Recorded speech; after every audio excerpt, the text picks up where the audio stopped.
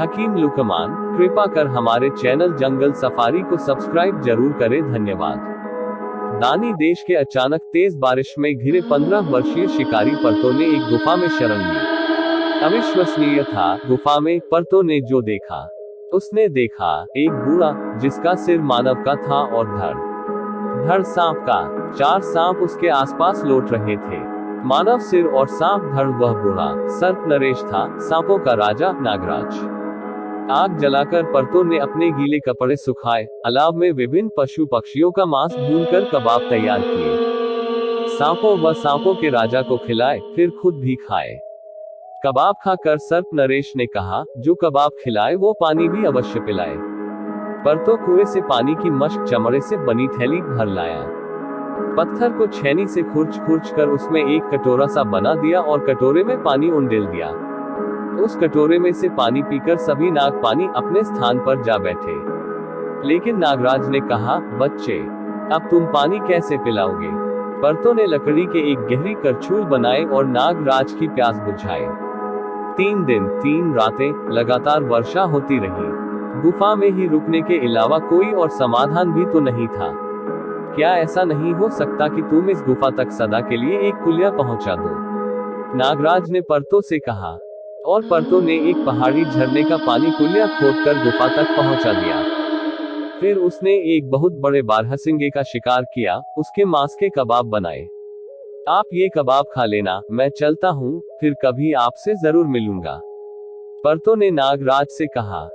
नागराज ने एक नागमणि पर्तो को देते हुए कहा, अंधेरे में आग की तरह चमकने वाली यह नागमणि तुम नीले कपड़े में लिपेट कर अपने पास रखना। तुमने मुझे भोजन और पानी दिया, अब से तुम मेरे बेटे हो। किसी के सामने अपने वस्त्र मत उतारना। तुम्हारी पीठ के इस निशान को कोई देख न पाए। ये कहकर नागराज ने पर्तो की पीठ पर एक चिन्ह बना दिया और पर्तो वहां से चल दिया। फिरंगिस्तान फ्रांस जाकर उसने वह मणि बेच दी। वहां एक घर बनाया। 40 भेड़ें खरीद कर वापस उसी गुफा में आया। भेड़ें काटकर उसने सांपों को खिला दी और एक मेमने के कबाब बनाकर नागराज को खिला दिए। नागराज ने उसे एक और मणि देते हुए कहा, मेरे बारे में किसी को कुछ भी मत बताना, मैं सांपों का राजा शाहमरार हूँ। उद्धरण चिन्ह। अदानी देश का बादशाह एक असाध्य रोग से पीड़ित था। उसके शरीर पर भयानक फोड़े निकल आए थे। फिरंगिस्तानी हकीमों ने उसके फोड़ों पर मुर्गे का खून लगाने की राय दी थी, जिससे राजा की वेदना में कुछ कमी तो आई थी, लेकिन ये कमी क्षणिक थी। उसने बिस्तर पकड़ लिया था। शाही हकीम ने कहा, बादशाह, अगर कोई आदमी सही हकीम को यहाँ ले आए तो मैं आपको एक दिन में ही पैरों पर खड़ा कर दूंगा। शाही हकीम ने अपनी दिव्य दृष्टि से पर्तो की पीठ पर बना शाहमरार का चिन्ह देख लिया था। पर्तो को बुलवाया गया। बादशाह ने उसे शाहमरार को फौरन शाही महल में पेश करने का हुक्म दिया। पर्तो ने ऐसा करने से इनकार किया तो उसे कई प्रकार की यातनाएं दी गईं, और जब यातनाएं असहनीय हो गईं तो पर्तो शाहमरार को शाही महल में लाने को राजी हो गया। 10 बारहसिंगों का शिकार कर पर्तो फिर गुफा में लौट आया। शाहमरार भी अपनी दिव्य दृष्टि से जान चुका था कि पर्तो आने वाला है। वह पर्तो के शरीर पर कोड़ों के जख्मों और उनसे बह रहे खून को देखकर बहुत दुखी हुआ। अगली सुबह वे दोनों चल दिए। पर्तो आगे आगे पीछे पीछे शाहमरार। तुम्हें इसी गुफा में खाना मिलता रहेगा, तुम यहीं रहो। चलने से पहले शाहमरार ने अपने सांपों से कहा। चलते चलते वे दोनों नवरोज पर्वत पर पहुंचे।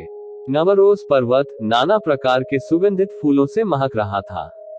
शाहमरार ने एक फूल तोड़कर पर्तो को दिया और कहा, इसे बिना चबाए निगल जाओ।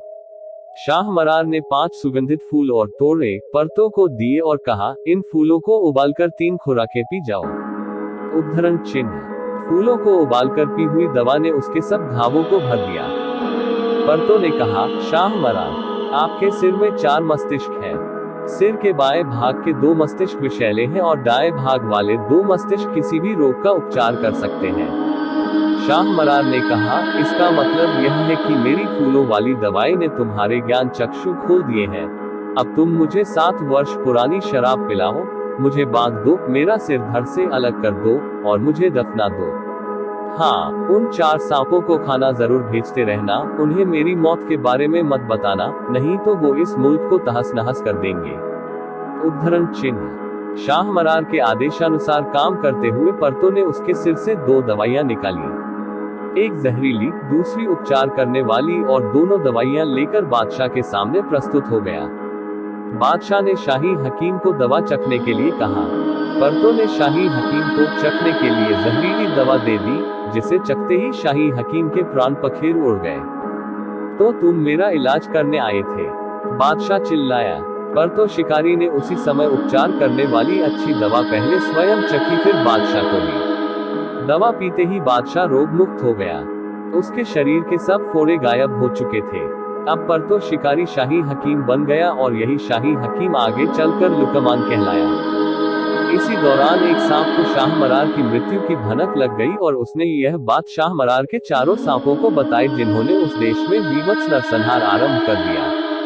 बादशाह ने लुकमान से समस्या का समाधान पूछा तो लुकमान शाह मरार की माला, जिससे वो परमात्मा का नाम जपता था, और जानवरों के कलेजे की 40 गठरियां लेकर सांपों के पास गया, जिन्हें देखते ही वो 4 सांप शांत हो गए।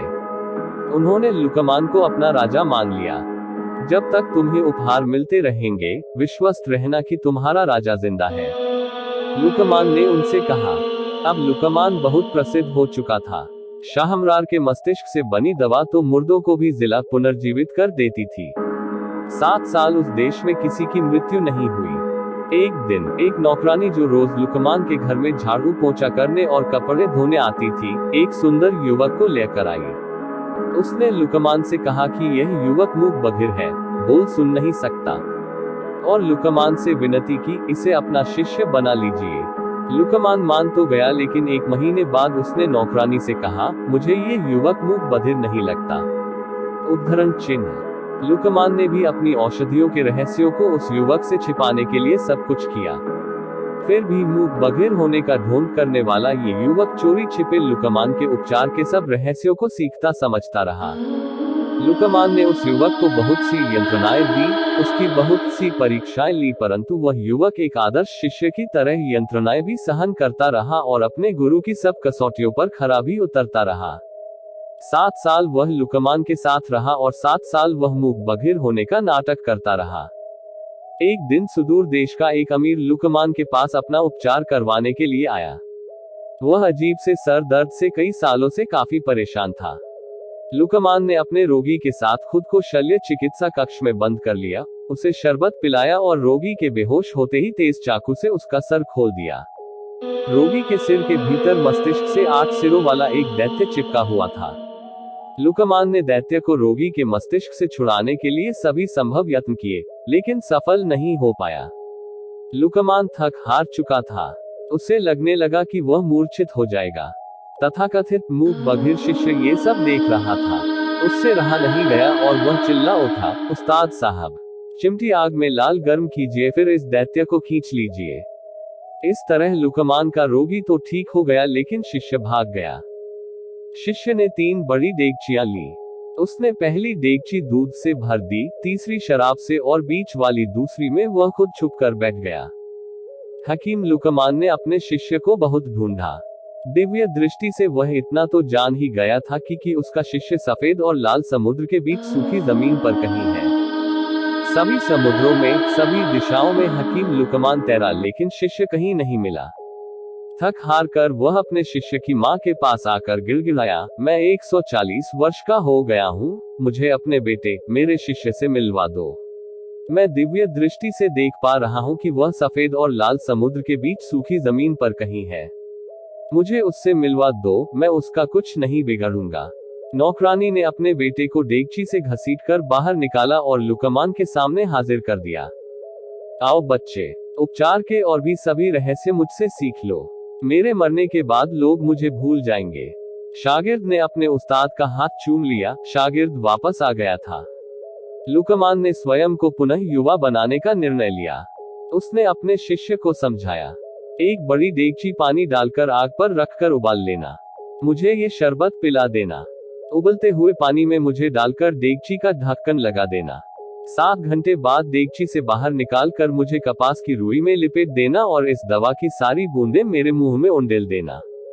उद्धरण चिन्ह। उस्ताद ने जैसा कहा था, शागिर्द ने वैसा ही किया। लेकिन उस्ताद के मुंह में दवाई उंडेलते हुए उसका हाथ कांप गया। लुकमान के मुंह में तो बस एक ही बूंद प्रवेश कर पाई। उस बूंद ने लुकमान को बस इतना कहने का सामर्थ्य लौटाया, उंडेलो उंडेलो उंडेलो। बस लुकमान मर चुका था। शिष्य ने शाह मरार के साथ ही लुकमान को दफना दिया और